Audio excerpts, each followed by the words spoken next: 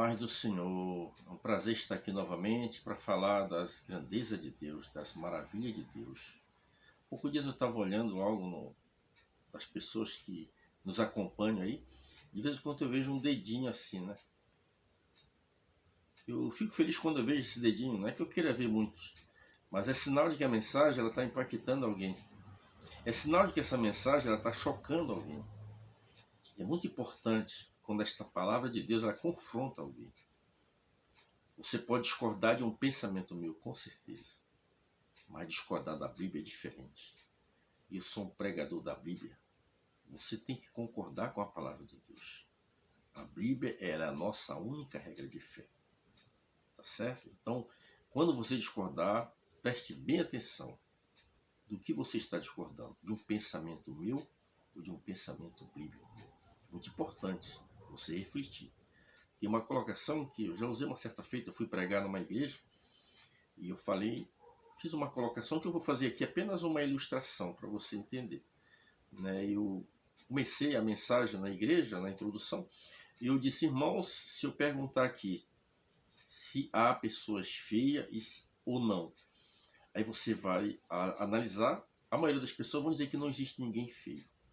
No meu conceito, como humano, olhando como homem, olhando como ser humano, claro que existem pessoas feias, existem pessoas bonitas, existem pessoas gordas, existem pessoas magras, certo? Existem pessoas altas, existem pessoas baixas. Mas tem pessoas que dizem, não, ninguém é feio, tá? Concordo com você, tá? Se eu digo, na minha percepção, no meu entendimento, que no meu ver, existem pessoas feias, você pode discordar de mim, com certeza. É um pensamento meu, tá? Como eu também posso discordar de você. Agora, quando o pensamento é de Deus, é bíblico, ninguém pode discordar. Porque o pensamento de Deus é perfeito, é santo, é puro. Por exemplo, a Bíblia diz que a mulher deve ser submissa ao marido. Então você não pode discordar disso, porque não sou eu quem digo, é a Bíblia que diz. Então você não pode discordar. Não é um pensamento humano. Então é bom você refletir. Mas eu gostei quando eu vi bastante dedinho assim, né? Porque é sinal que a mensagem está confrontando esta pessoa. E uma coisa é certa, eu prego a verdade e vou continuar pregando a verdade. Que Deus abençoe você e que estas mensagens elas possam trazer um efeito sobrenatural na tua vida. Eu estou com a minha Bíblia aberta aqui, no livro do Evangelho de Jesus Cristo, segundo escreveu, é o nosso irmão Mateus, o capítulo de número 16 de Mateus. Eu já preguei sobre este versículo, mas eu preguei uma outra mensagem. Vou pregar sobre o mesmo versículo, porém, vou pegar apenas uma palavra desse versículo. Porque num versículo eu posso pregar 5, 6 mensagens, 4 mensagens, apenas um versículo, certo? Então eu quero que você atente bem, porque o versículo aqui, de repente você vai ver em outra mensagem. Mas a outra mensagem que eu peguei aqui, o tema desta mensagem chama-se Cristo, a rocha viva. Esta mensagem de hoje, eu vou pegar apenas uma palavra, nos diz assim, Evangelho de Jesus Cristo, segundo escreveu Mateus, capítulo 16, e o versículo 18 diz, pois também eu te digo que tu és Pedro, sobre essa pedra edificarei a minha igreja, e as portas do inferno não prevalecerão contra ela. Palavra-chave que eu vou pegar aqui, a palavra igreja, que vem do vocábulo iglésias. O que é a igreja? É um grupo de pessoas tirado para fora, ou seja, tirado do mundo. Pessoas que antes bebia, que antes fumava, que antes se prostituía, que antes falava mal do seu próximo, que antes tinha ciúme, que antes tinha inveja. Aí Deus, através da igreja, tira estas pessoas de lá para formar a igreja de Cristo. Tá? Nós vamos ver aqui neste texto sagrado, nessa palavra igreja, nós vamos ver algo muito interessante. Esta semana, uma das coisas que mais circulou aí na internet, eu praticamente não tenho acesso à internet, eu não faço questão. Mas eu dou uma olhada assim para a base, como um pregador do evangelho eu tenho que estar atualizado. Então alguns colegas comentaram sobre isso e eu entrei ali e me aprofundei mais. Nós temos uma mulher que se apresenta como pastora de uma igreja aí no centro-oeste do país, aí, Rio São Paulo, aí, e esta mulher, ela vivia numa vida de promiscuidade, ela vivia no lesbianismo, certo? Essa pessoa se converteu a Deus, Deus transformou essa pessoa, instrumentalizou esta mulher que antes vivia casada com outra mulher, tinha envolvimento com outra mulher. e ela se converteu, Jesus ele transforma qualquer pessoa. Se você entregar a sua vida a ele, se você crê que Jesus tem o poder de libertar você, ele vai te libertar, independente de qualquer situação. Eu quero que você entenda onde eu quero chegar. Esta mulher foi, Deus salvou ela, deu um casamento a ela, né? Esta mulher pregou até nos Gideões, foi a primeira mulher a pregar nos Gideões, uma mulher bem reconhecida aí no meio evangélico. Simplesmente anos depois, né, Deus deu filho a ela, tudo, uma família. Simplesmente depois ela abandonou a verdade e hoje é casada com uma cantora gospel, casou com outra mulher, certo? Então você observa que agora, esta semana agora, no início da semana, ela batizou uma mulher, que é mulher, é do meio aí artístico, muito famosa inclusive, e esta mulher casou-se com outra mulher, e esta pastora então apareceu, ela batizando essas duas mulheres casadas. Nós vamos agora para um texto bíblico, para que você entenda o que é a igreja, tá? Para que você possa entender o que é a igreja. Quando eu vejo essas coisas, eu não me escandalizo, porque o diabo ele quer estar no lugar de Deus. Só que ele nunca vai estar no lugar de Deus, porque ele é um mentiroso, ele é o pai da mentira. Ele engana as pessoas como vem enganando esta mulher. Deus já havia levantado esta mulher, havia transformado esta mulher, mas esta mulher, como eu e você, se não vigiarmos, é por isso que Paulo diz que quem estiver em pé, cuide para que não caia. Né? Então nós temos que ser vigilantes 24 horas por dia.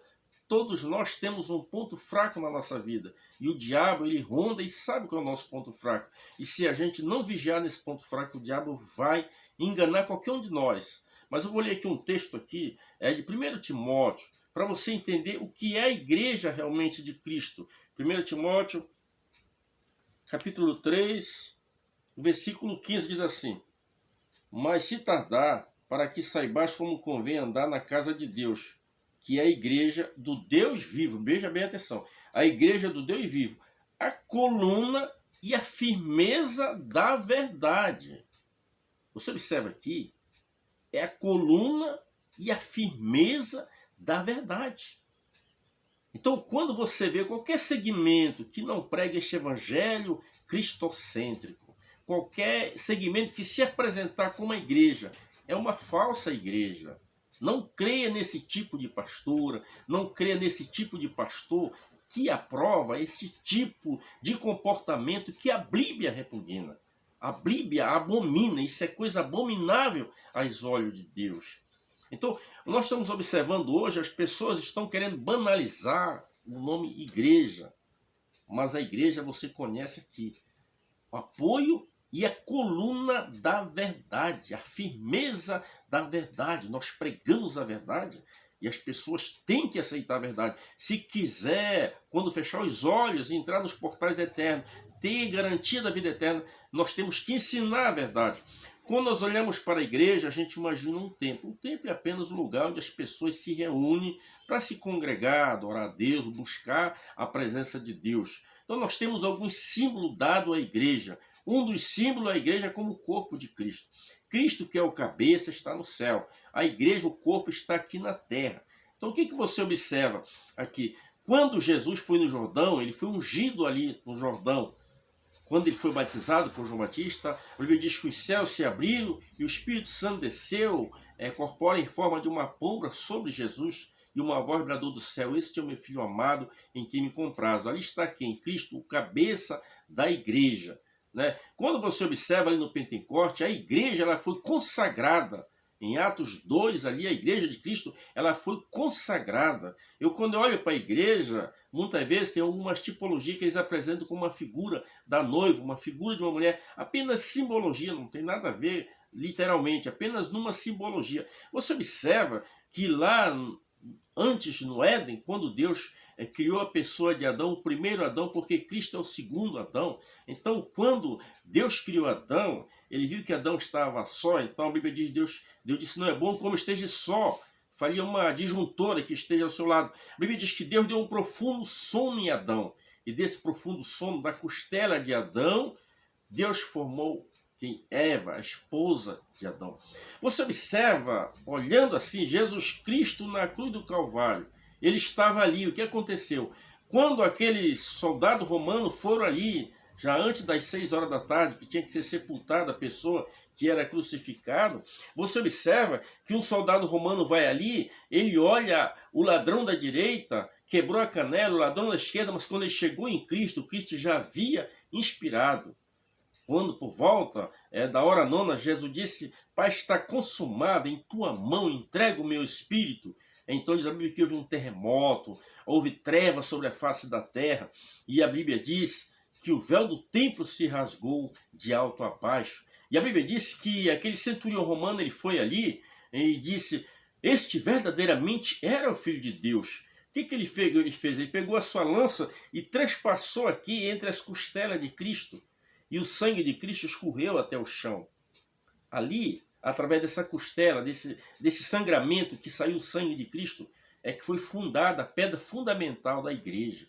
Então a igreja é algo sério, não é algo profano como as pessoas ensinam aí. Você, meu amigo, tem entregado a sua vida a Cristo.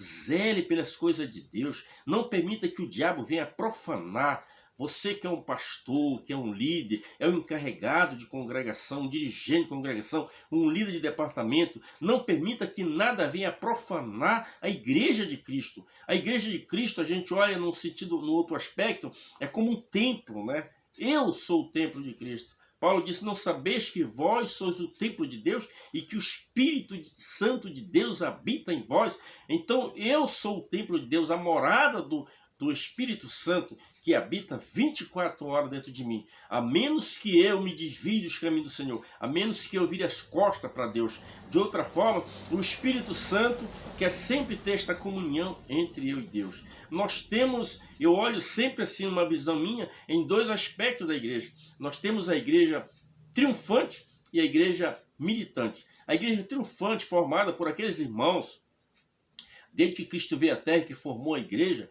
aqueles irmãos que já partiram para a eternidade, estão no paraíso celestial aguardando o arrebatamento da igreja. Essa é a igreja triunfante, porque já triunfou contra o pecado, já triunfou contra o mal, já cumpriu a sua parcela de colaboração aqui na terra. Mas existe a igreja militante. Essa igreja militante é formada por mim e por você, meu irmão, que me acompanha, militando contra o mal, militando contra as trevas, não nos curvando diante desse sistema mundano dominado por Satanás. E o Satanás, ele quer dominar nossa mente, dominar nosso coração, dominar nossa vida. A inversão de valores é muito grande e ainda se apresenta como a igreja. Só que não é a igreja de Cristo, não é a igreja do arrebatamento.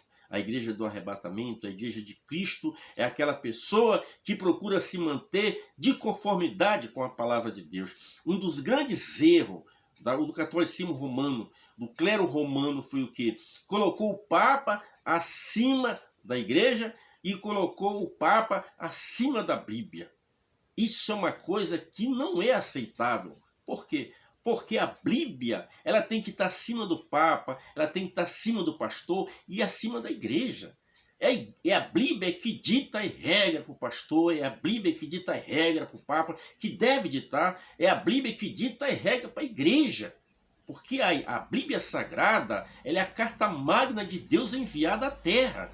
Nós não podemos de maneira nenhuma nos conformar com esse mundo. Paulo fala em Romanos capítulo 12 e o versículo 1 ali em diante: rogo-vos pela compaixão de Deus, que apresentei os vossos corpos a um sacrifício vivo, santo e agradável a Deus, que é o vosso culto racional, e não vos conformei com este mundo, mas transformai pela renovação do vosso entendimento.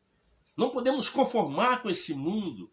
As pessoas estão aí, eu vejo muitos líderes aí, muitos pastores andando de mão dada com o mundo, de mão dada com o pecado. Eu vejo pastores aí que antigamente defendiam o bem, eram contra o divórcio, hoje estão divorciando, casando de novo. A Bíblia não tem nada a ver com isso. A Bíblia nos ensina exatamente o contrário, o oposto. Então, se você tem a Bíblia como a sua única regra de fé, você sabe que esta igreja é uma igreja verdadeira. É o apoio e a coluna da verdade. Se você está num segmento aí que te orienta, que você deve crer em Maria, que você deve crer em A ou B, creia em Deus. Jesus disse em São João 14, verso 1, crede em Deus e crede também em mim. Você tem que crer em Deus, em Jesus. Aí você me pergunta, e o Espírito Santo? O Espírito Santo é que nos convence a crer em Deus e a crer em Jesus. Se isso aconteceu, então já está a trindade na minha e na tua vida. Que Deus em Cristo, meu irmão, abençoe a sua vida e reflita quando ouvir falar de igreja. Que Deus abençoe.